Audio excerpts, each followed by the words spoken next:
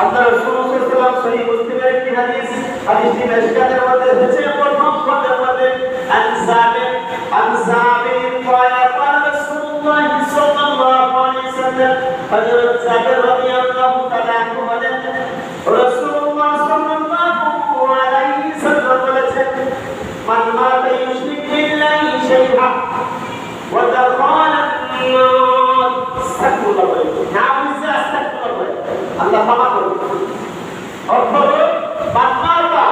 সে ব্যক্তি মৃত্যুবরণ করলো ওয়াইশরিক বিল্লাহি শাইআন কিন্তু শিরিক অবস্থায় মৃত্যুবরণ করলো তুমি যে বললে দাখালা তার থাকার স্থান হলো জাহান্নাম আস্তাগফিরুল্লাহ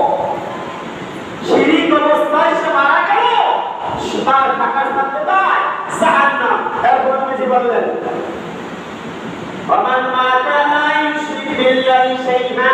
دخل الجنة আর যে ব্যক্তি মৃত্যুবরণ করলো কিন্তু তার আমল নামায় কোনো শিরক থাকলো না আল্লাহ রাসূল বলেন তার